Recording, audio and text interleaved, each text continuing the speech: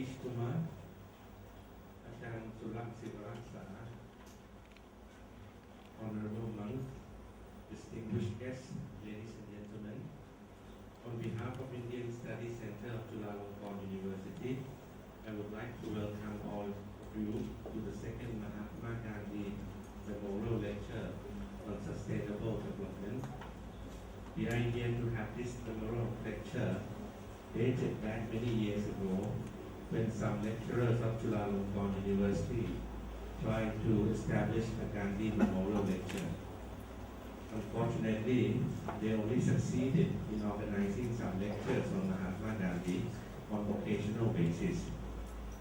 Soon, when the Indian Studies Center of Chulalongkorn University was founded, I saw this opportunity and discussed with Kun Hans and Kun Golapa, our network friends.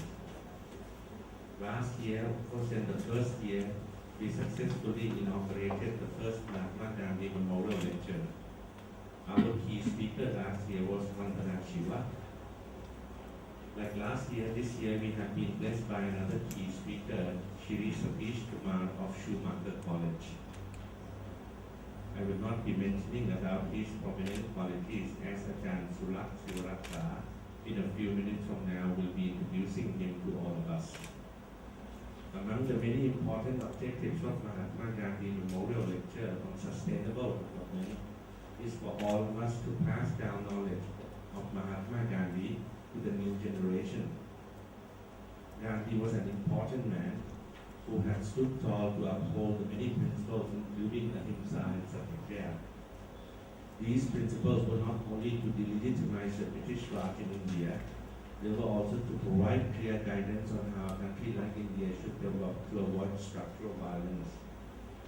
Gandhi, even known for his Swadeshi movement, was very clear on values that connect human beings from different cultural and religious backgrounds. He believed in sustainable development and also showed us how spiritual dimension always accompanies development.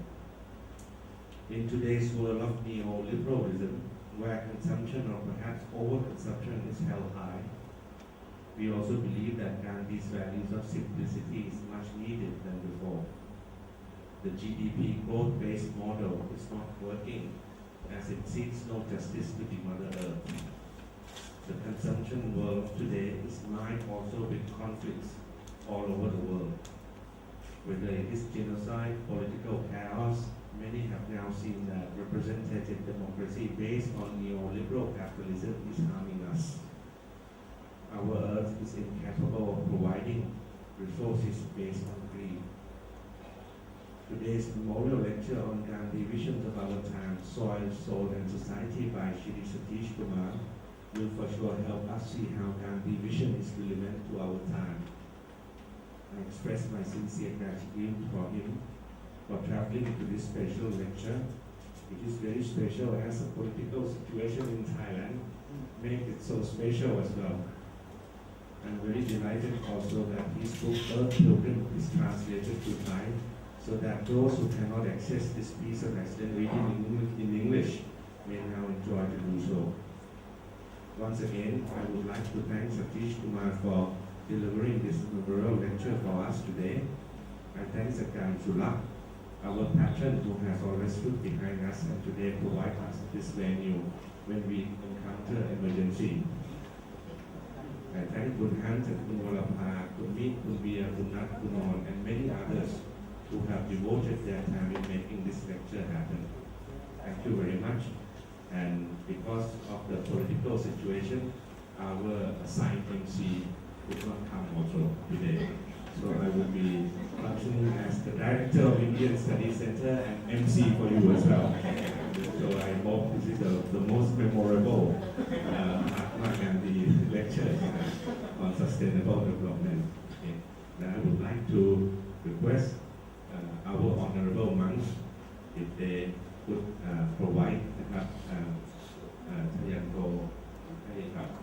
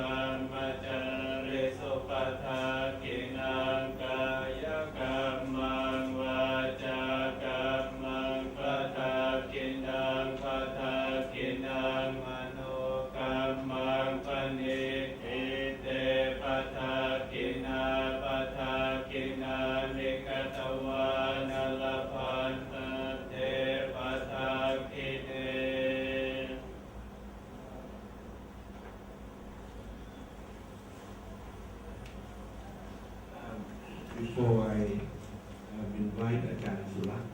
May I please inform you that those who do not understand English very well, if you can please sit down in the corner in the back. I have a translator for you. He will try to whisper, okay, because the facilities of limited facilities we have here. But of course, we are here to learn the content rather than the substance. So I hope everyone will be able to enjoy this lecture. May I now invite Ajahn Surak Sivarak to introduce Shri Satish Kumar of Schumacher College. Surak.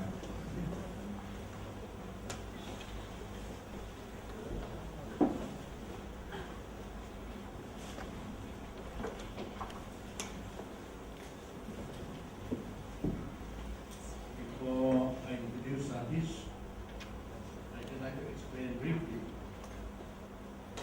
what the Venerable Bhikshu recited in Pali and the language of Buddha. At 2,100 years old, Pali more colloquial, Sanskrit is more sacred. In the Theravada, Buddhism we use Pali. And what the Venerable recited is known as the Victorious stanza, mentioning Buddha and the devotee trees. He transformed himself from only person to become the more enlightened one, by the power of Buddha. If we practice the role of Buddha, we shall also be victorious. That is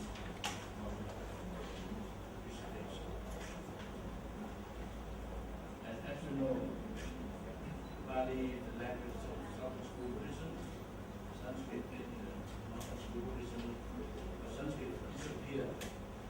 It appeared in Tibetan, Chinese, Vietnamese, Korean, and so on. And in the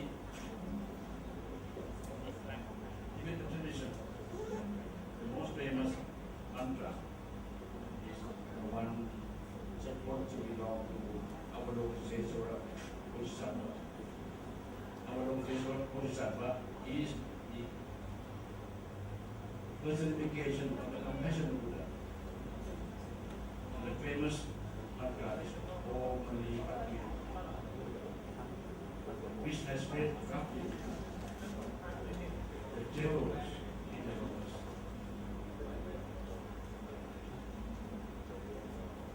If I may say so, Satish is the Indian Asian devils in the English lotus. And that is not shining in England and Europe. Satish is shining all over the world. I am serious. I mean it. Satish is now editing Resurgent Journal 40 years now. And Resurgent Journal is definitely said resurgent, spiritual, mental, which I think very much needed against the mainstream of capitalism becoming animal. Very small way, he survived for 4 years. He thought of return to India, but Schumacher, the one who coined the word Buddhist economy in Burma, started to remain in England. And he also founded Schumacher College. It is a wonderful college, bringing the message of Buddhist economics, holistic approach against the mainstream. So I think for these two alone, not to mention this lifestyle, not to mention this other writing, I think for me, he is the gem of practice. Now, the gem who speak in the lotus to us today. Thank you, Satish. Please.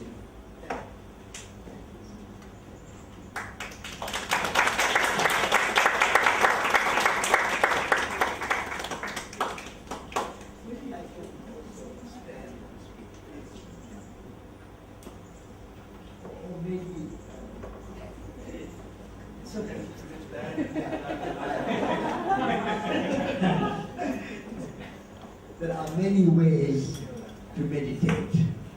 And in Thailand, the Buddha meditates lying down. So before I become a Buddha, I have to stand up. First of all, I would like to express my deep gratitude to SULAC and the Center for Indian Studies and all friends in Thailand, in Siam, in Bangkok, for giving me this honor and opportunity to deliver Gandhi Memorial Lecture today. I will start with my own story and how Mahatma Gandhi influenced my life. In early life, I was a Jain monk, like we have Buddhist monks here. I was in a white robe and with a little mask on my face and my mouth to protect all germs and all insects so they don't get hurt either by my hot air or by swallowing. So for 9 years I was a monk. And then at age 18, one of my disciples gave me a copy of Mahatma Gandhi's autobiography. And that book literally changed my life. What Mahatma Gandhi was saying there, many things in his life, but one thing, very fundamental, important, was that in order to practice spirituality, you don't have to forsake the world. Spirituality is not away or outside the world. With your motivation and right intention, you can transform the world into a spiritual place. Only few people can become monks. But spirituality is available to all people. Spirituality is available in everyday life. Spirituality should be in politics. Spirituality should be in business. Spirituality should be in farming. Spirituality should be in everyday life. So that message unsettled me. I started to question my life at that time as a monk. Because as a monk, I looked at the world as something to be liberated from. And Mahatma Gandhi was saying that you have to transform the world, not liberate yourself from the world, but the whole world should be liberated. Less than the Buddha. Because the Buddha says that I will not take nirvana until all sentient beings are enlightened. That's the ultimate democracy that you can imagine. And Mahatma Gandhi had that ultimate democracy in his heart. When he coined the term Sarvodaya, which means well-being of all, Sarvodaya, well-being of all. That all includes not only all human beings, but all sentient beings. The well-being of whole planet Earth, the well-being of animals, birds, forests, oceans, rivers, land, insects, smallest of the small creature, they all have right to live. Their well-being is our concern. That is the ultimate, like the Buddha, ultimate democracy. What my friend Vandana Shiva calls earth democracy, where not only we have human rights, but we recognize the rights of nature. And that message, reading at the age of 18, changed my life. And I decided to leave the monastic order and try to practice spiritual values and walk the spiritual path in the world. And so I left the monastic order, the Jain order, and I joined a Gandhian ashram. And there, Mahatma Gandhi's idea was that we must learn to live by our handling work. Swadeshi. From Sarvodaya, how do you get to Sarvodaya when we do not give dignity to manual work? Our universities, our schools educate us just to think. Just think, think, think, nothing else. So our education is so academic that we are informed about everything, but we learn nothing to make, nothing to feel. This is why Mahatma Gandhi talked about a new kind of education. Education which includes not only head, our thinking part, but also our heart and our hands. Because thinking in your head is okay, theory, but knowledge without experience is half. Only half knowledge.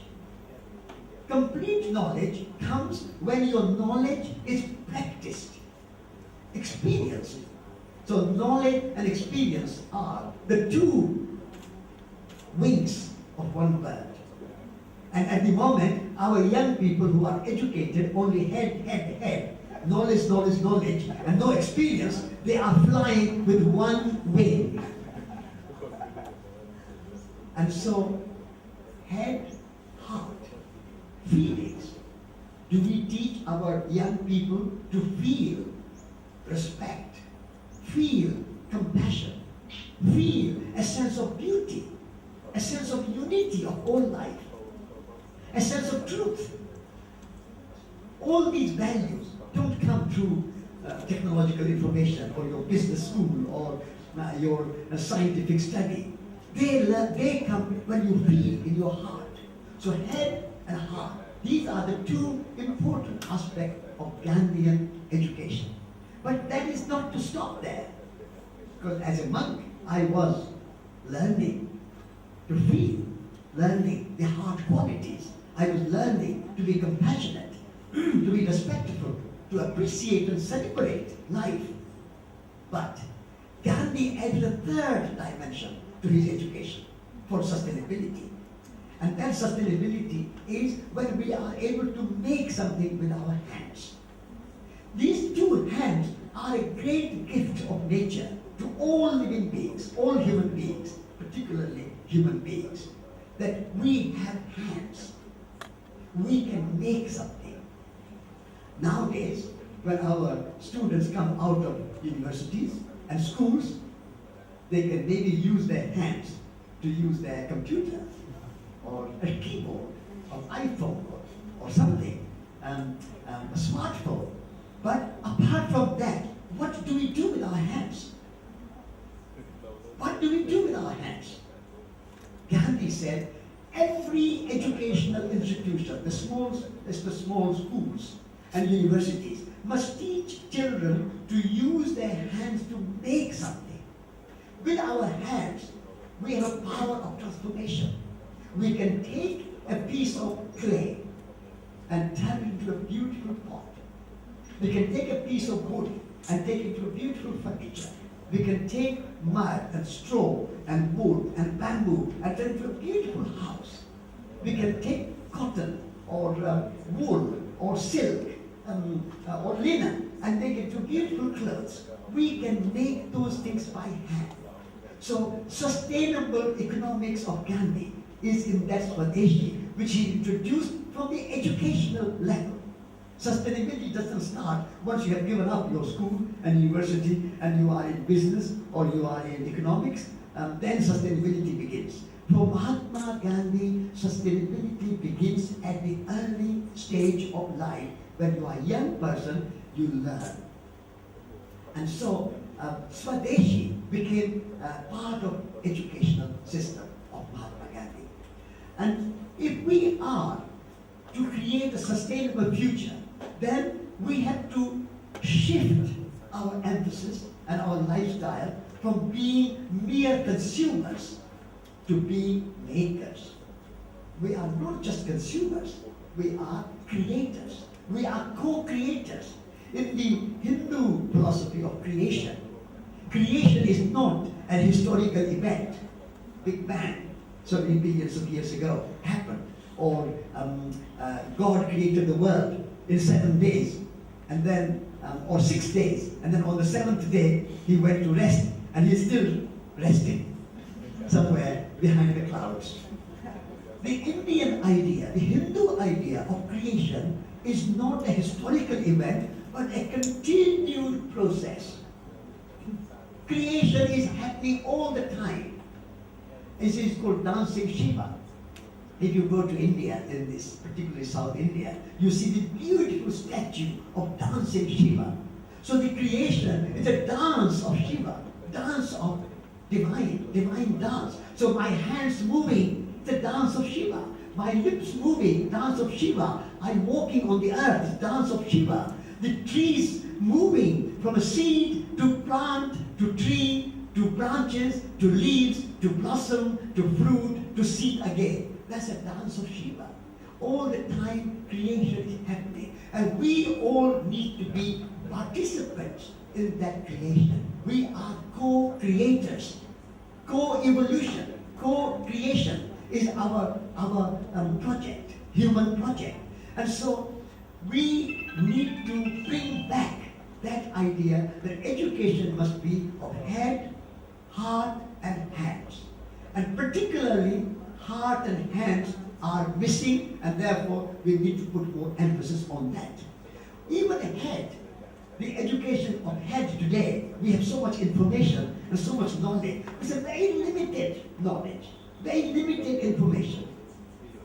In our universities, the business schools or schools of technology get all the money.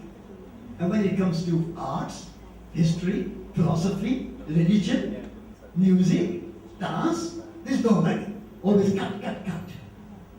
Why business should be so important? Why we have forgotten to give dignity to arts and culture and philosophy and religion and spirituality, which are the salt of the earth, salt of life. Without art and culture and music and philosophy and spirituality and values, human values, what is good? Just business. Money. Profit. And so our priorities, if we were to remember Mahatma Gandhi, and if we are to create Gandhi Memorial Lecture, what we need to do is not just remember Gandhi and pay homage to Gandhi, but we need to create new kind of education where business is okay, banking is okay. I'm not against business or money or banking, but they have a place. But they should be put in their place and not allowed to dominate all our lives. At the moment, a banker is paid maybe $10,000 or how many baht your Siamese currency may be. So let's say, for the sake of argument, a banker is paid $10,000 a day. But a farmer, a craftsman, a potter, a furniture maker, maybe $100 a day. Why? We cannot live without food. But the farmers have no dignity. Farmers have to struggle to make a living out of what they are doing. Food, without which no one can live. We are not going to eat computers. We are not going to eat dollar notes or your credit cards or the American Express or Visa cards. You are going to eat food. But we give no dignity to farmers, no dignity to gardeners, no dignity, no good payment, because they are paid small amount. But you are sitting in front of computer in a bank and just fiddling with the figures, then you are doing great work. You should be paid $10,000.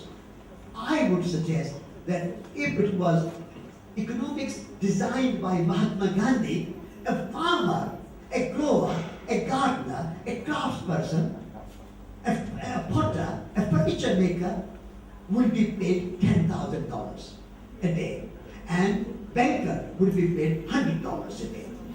Should we change the other way around? That is a Gandhian idea of dignity to manual labor, dignity to maker, dignity to producer, dignity to craftsman, dignity to creator, rather than just consumer. And so real homage to Gandhi would be to begin our lives in that way, that we can become growers. Even in cities like Bangkok, I think we need to bring gardening back. We need to have spaces. We need to create spaces where we can put some plants, we can put some vegetables, we can put some herbs, and we can have something where children can learn to grow food, even in pots. Even in a permaculture, will tell you that even you can grow food on the walls. You can have walled gardens. So every wall of Bangkok should be transformed into a garden. Can be, if we were giving dignity to handiwork and dignity to growing food and making something. So this way, Mahatma Gandhi was a champion of a new kind of education for sustainability. And that sustainability is because at the moment our economic growth. You cannot have unlimited economic growth on a finite planet. Any fool can understand it. Any simple person can understand that you cannot have infinite growth on a finite planet.